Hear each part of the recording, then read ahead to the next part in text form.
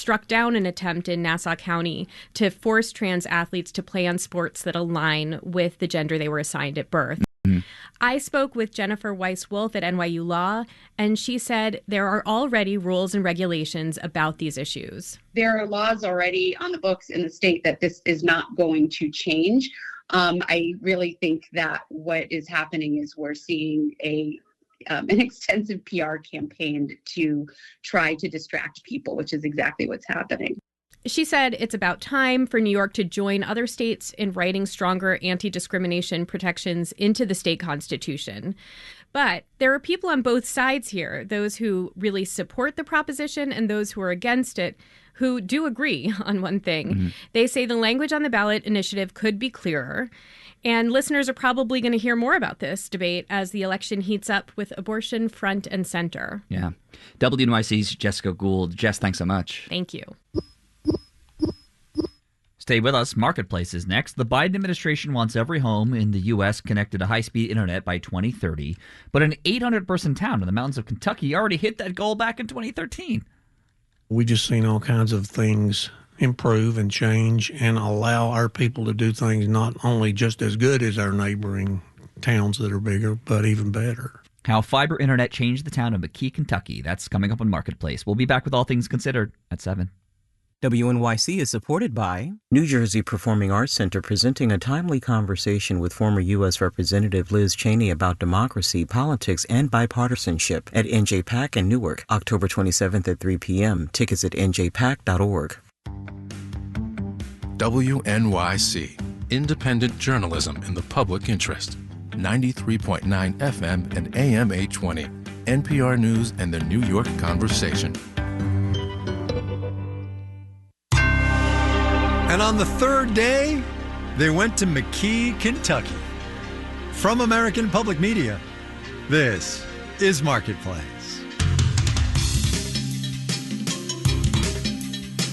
Marketplace is supported by Progressive Insurance, offering small business owners protection for what they've worked hard to build with over 30 customizable coverages. Learn more at progressivecommercial.com. And by Raymond James, tailored wealth management, banking, and capital markets solutions for clients' unique needs. Disclosures at raymondjames.com.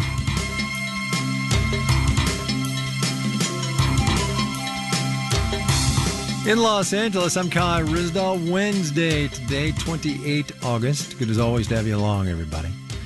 We have been talking these past 2 days about high-speed internet for our series Breaking Ground.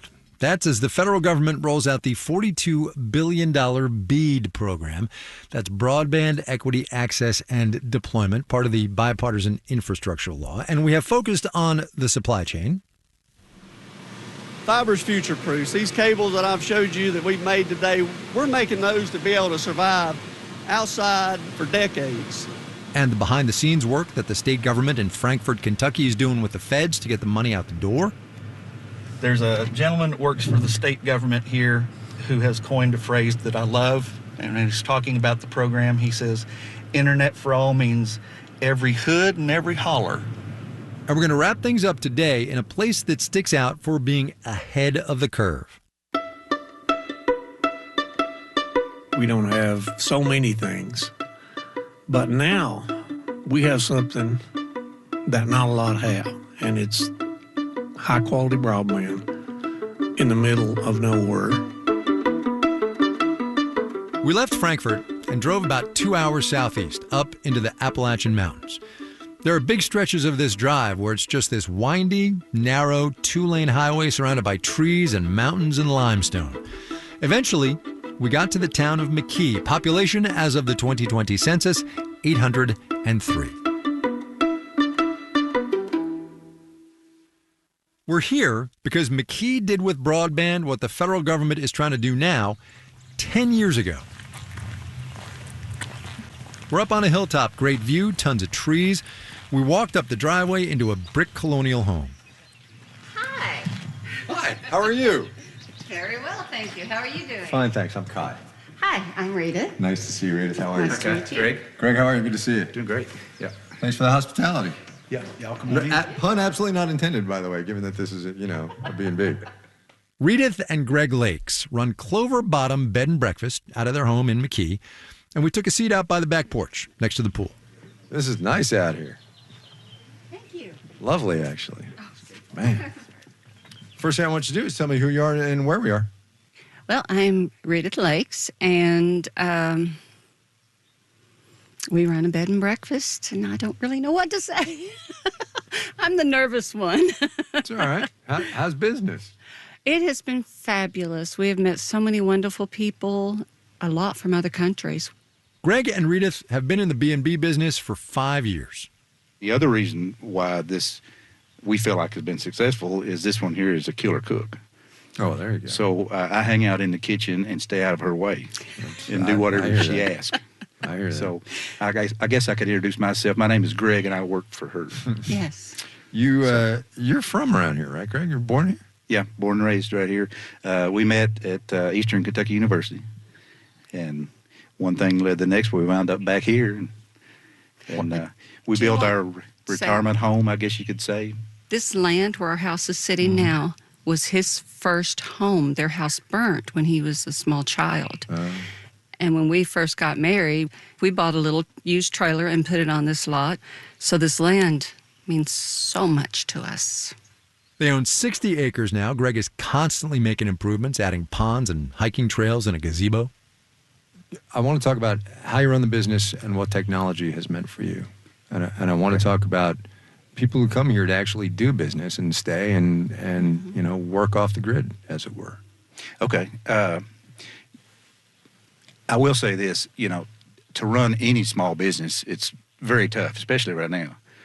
So what you have to do is try to take advantage of those small things that's around you in order to hit the bottom line, right? So one of our claim to fame here in this area, we've got some of the best broadband of anywhere in the United States. We can afford the opportunity for folks to take an extra vacation if they can work from their vacation spot to where, you know, something they can bring their family or whatever, you know. We've had that. We've had folks hang out here and do their work, and kids in the pool or whatever it might be, you know. Yeah. So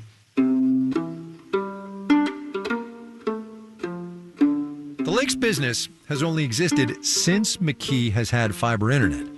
People book their stays here online, so broadband has been critical in growing the business and reaching new customers. You know, this company, PRTC, a little co-op, a small co-op in this area here, you know, 20 years ago had the foresight to say, you know what, we need broadband. We need some of the best that we can get. And now we're reaping the benefits of that. McKee's had every home and every business connected to fiber internet, so exactly what the BEAD program's trying to do now since 2014. We went to talk to that little company that Greg mentioned, PRTC, the People's Rural Telephone Cooperative, that finished installing fiber in this town 10 years ago. We got back onto Main Street. That's U.S. Route 421 if you're in the neighborhood. There's a Dollar General, some municipal offices, a bunch of other buildings owned by PRTC. There you go. It says it right here on the sign. Gig certified. Part of the Rural Broadband Association. The headquarters are in a brick building right next to a cell phone store called Appalachian Wireless. The office has about 6 customer service desks. Well, this is definitely a telecommunications company. They got TVs all over the place. There's also free phone books up front. When was the last time you saw that? Come on in. Hey, Sir, Kai Risdall. Nice to see you. Hey, I'm Keith Gabbard. Nice to meet you. Keith. How are you? I'm great. Pay no attention to the microphone. All right. Keith Gabbard is the CEO of the People's Rural Telephone Cooperative, PRTC. His office has a ton of computer and TV screens as well, monitoring the various offices and warehouses. There's a big old school wraparound desk and a bunch of antique phones, the business that PRTC started in. And what is the PRTC? Well, a lot of people have heard of electric cooperatives. Back in the 30s, when a lot of people didn't have power, electric cooperatives were started to get power into rural America. And then in the early 50s, that program became available for telephone cooperatives as well for the same reason. So we're a nonprofit cooperative. We have a 7-member board. We originally were created to serve 2 very rural, very poor counties in eastern Kentucky. You're not going to see a lot of big brand name internet companies out here, which is why PRTC exists. It's got about 55 employees. It's based in Jackson County, of which McKee is the county seat. According to 2022 census data, the median household income in McKee is around $18,000, less than a third of what it is for the state of Kentucky as a whole. You've been here. You've been at this company a long while. I actually graduated from college, went to Eastern Kentucky University. My wife and I decided we wanted to come back. Not many jobs here. We were both lucky enough to get one.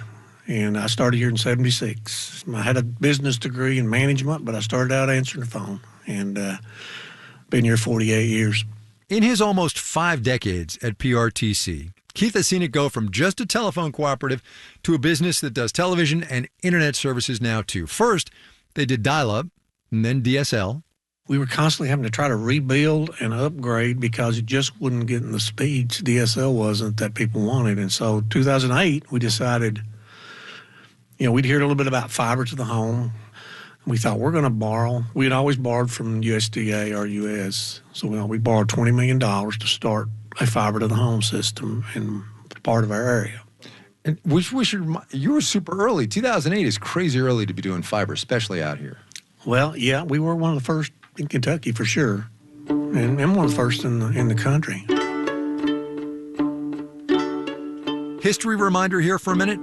The economy was in a shambles in 2008, the Great Recession, when PRTC started its fiber project.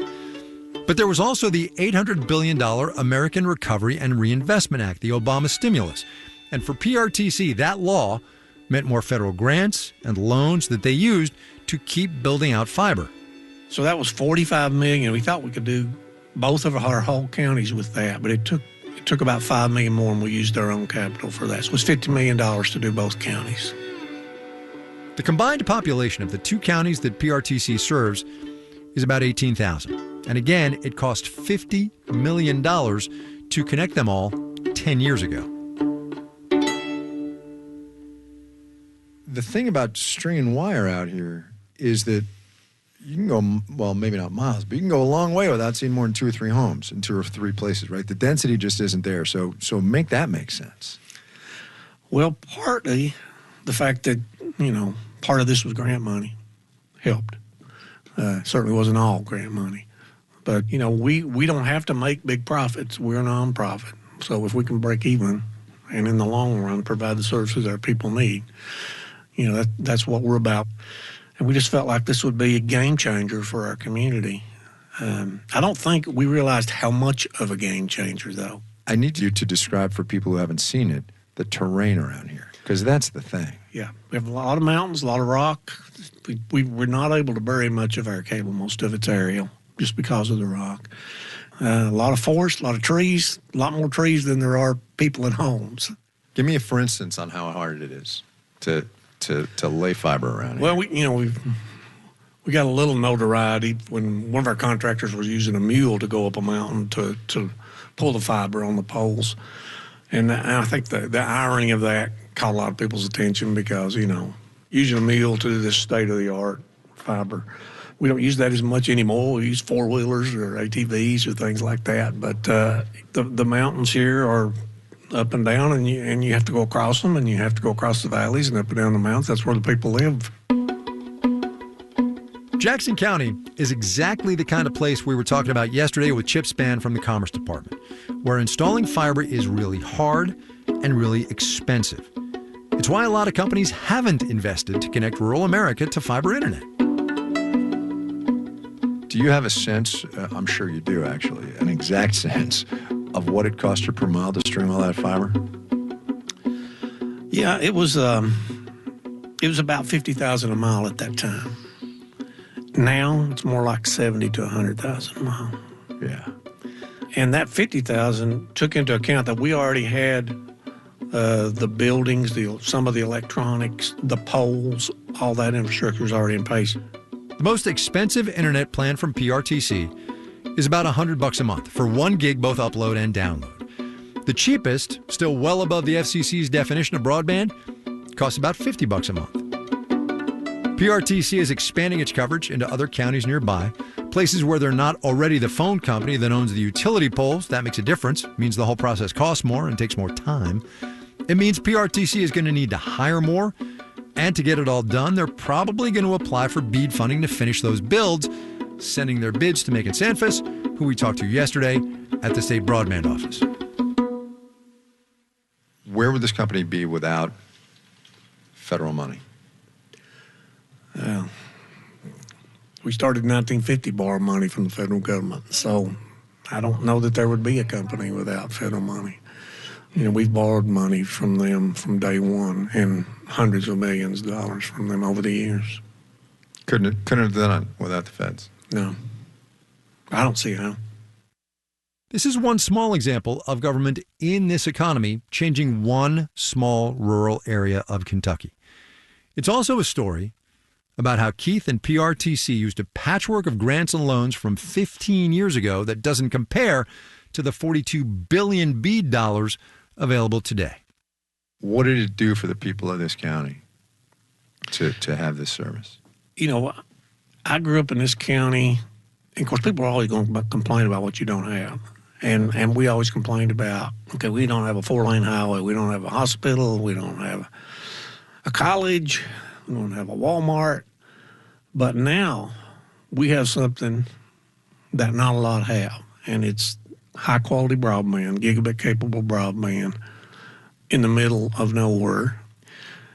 And it's just allowed, from economic development standpoint, an education standpoint, from a healthcare standpoint, you know, we just seen all kinds of things improve and change and allow our people to do things not only just as good as our neighboring towns that are bigger, but even better. This is your life's work. You've been here damn near 50 years. What are you, 71, too? Just turned 70. Just turned 70. You look good. My guess is you're going to be here another 10, at least, right? My wife says no, but if the board of directors will have you, my guess is you're going to be here. Here's my question. Why has this been the thing that does it for you? I was taught early in life to try to give back to your community. And it's very rewarding to me. I'm very passionate about that. I know that this company is not the one thing that makes everything wonderful here, but we play a role. There is, of course, a whole team of PRTC employees who get this broadband up and running. The labor side of the story after the break.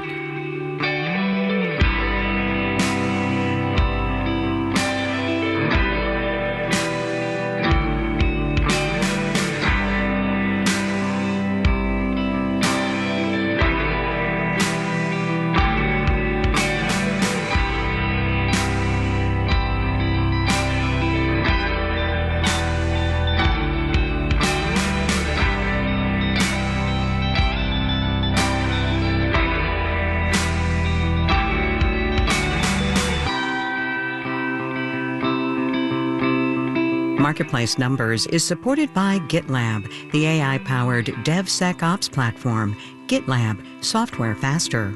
Marketplace is supported by Babbel for Business. With over 13,000 hours of language courses, live instructor-led classes, and business-specific content, Babbel is helping companies break down language barriers and improve workplace safety. Learn more at babbelforbusiness.com. And by Odoo, management software designed to unite every aspect of business into one simple platform. Odoo aims to take businesses to the next level. ODOO.com. Everything any business will ever need.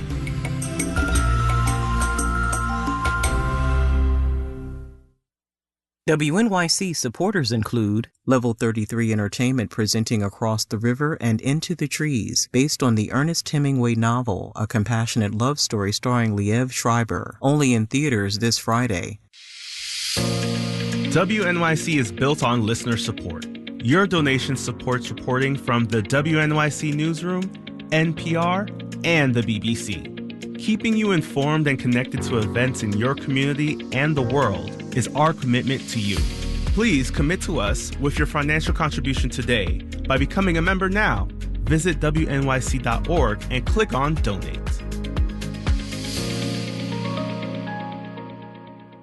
You're listening to Marketplace on WNYC. Coming up in the 7 o'clock hour, of all things considered, the British rock band Oasis is returning to the stage. but it's unclear if the reunion will last long. We're going to get the details on the reunion and much more in the 7 o'clock hour of All Things Considered. Stay tuned.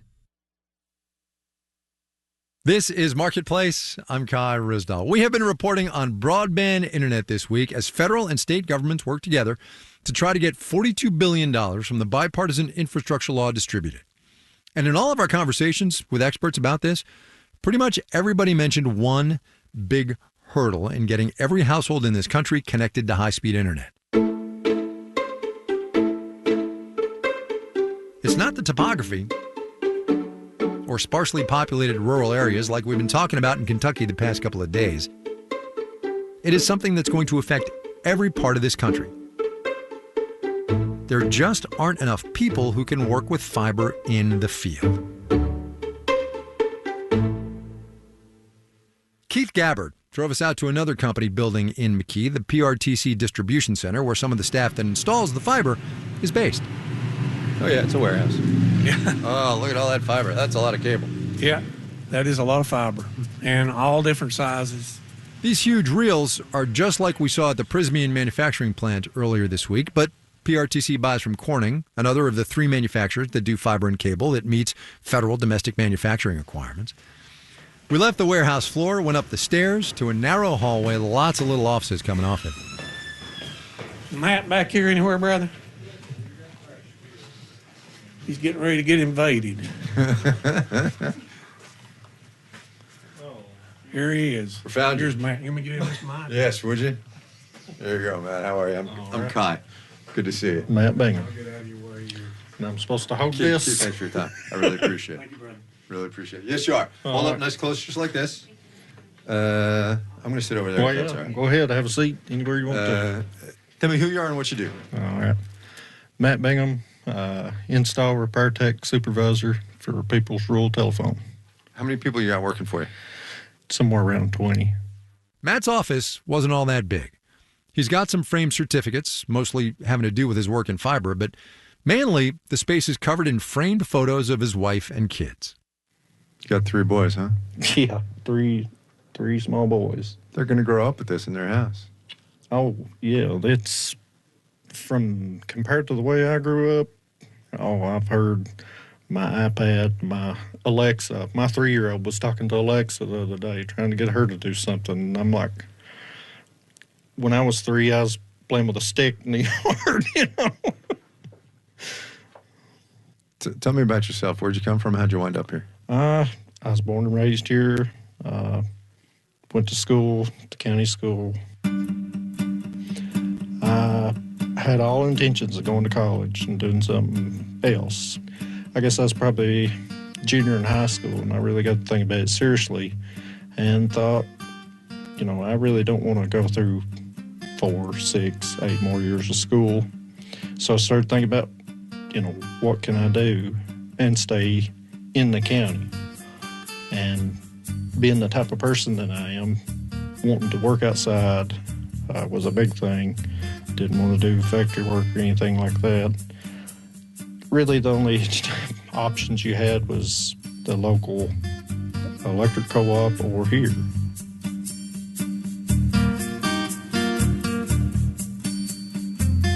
Matt left town after high school to get some experience as a contractor. In 2011, he got a job at PRTC doing maintenance, worked his way up to the supervisor position he's in now. His crew mostly does installs, also lots of troubleshooting if there's an outage or some other service problem. All the training for this work happens in-house since there's nowhere near McKee that teaches this kind of thing. You know, from when I started, we were doing copper. From there to where we are now, it's not even remotely the same. When they said to you, we're going to train you how to do fiber, and you're an old copper and coax guy, what were you thinking? Well, the first thing was Tejas.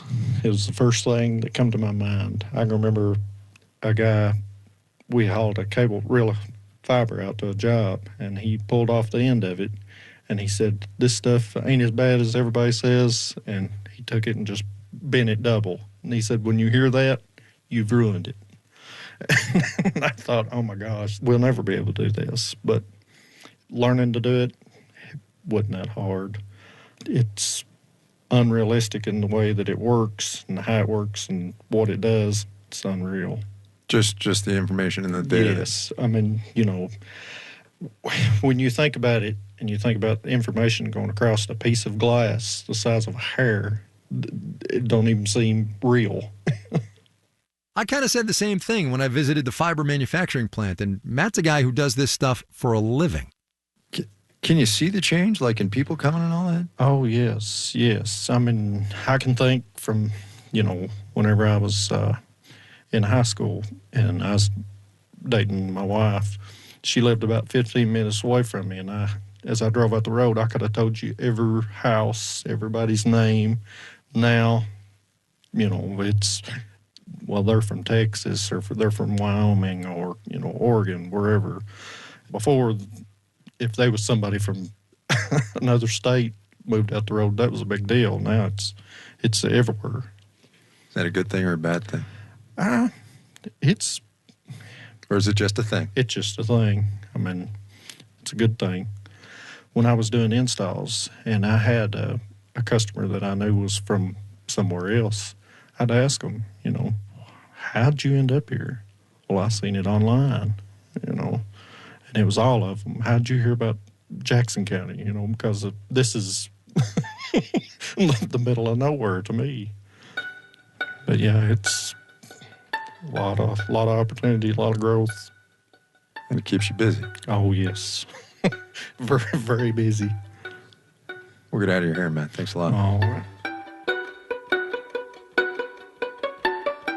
We've spent the past couple of days talking about broadband and the $42 billion BEAD program, just one slice of the 3 Biden administration laws, the Inflation Reduction Act, the Bipartisan Infrastructure Law, and the CHIPS Act, that are getting the government farther into this economy.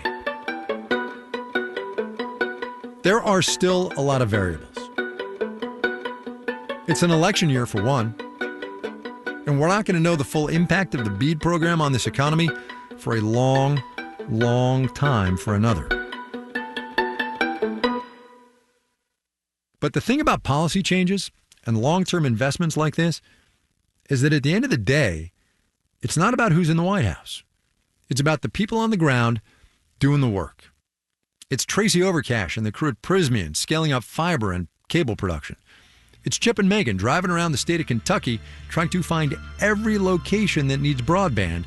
And it's Matt and Keith and small companies you have never heard of like PRTC doing what they can to improve their communities. Work being done now in the hopes the investments pay off later.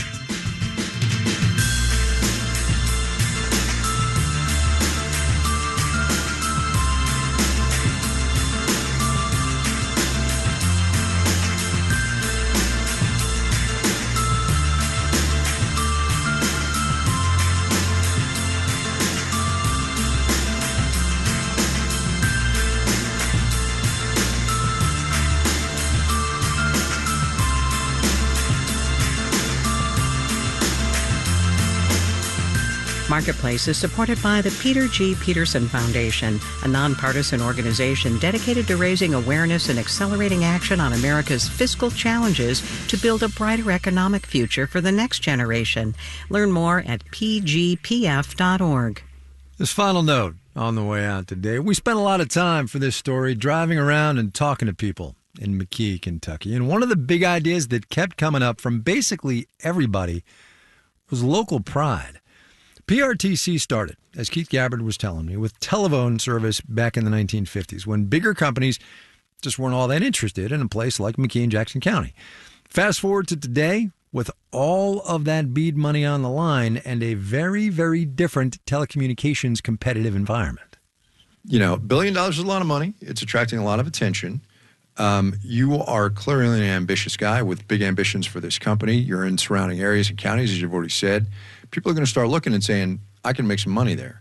What's your advantage over the Charters and the AT&Ts? The fact that we know the area, we know where the people live, we know what the people don't have, and we actually care about the people in Eastern Kentucky. Some of the big companies, I understand why they don't, but they care more about the big cities and the stockholders and things like that, and what the stock price is. And that's not really our motivation here. We're trying to serve customers and not lose money, but we don't have to make millions of dollars. We're trying to provide a service that can improve our community, can make the quality of life of our people better. That's one of the things this co-op, that's one of our missions. Almost 50 years Keith Gabbard's been there. Local pride, like I said.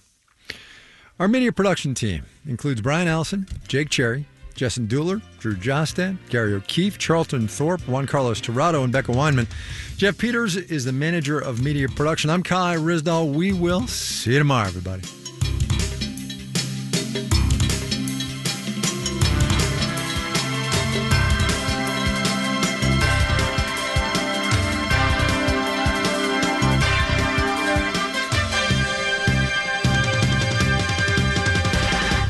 This is 8 p.m. Support for WNYC comes systems available in over 100 e-bikes.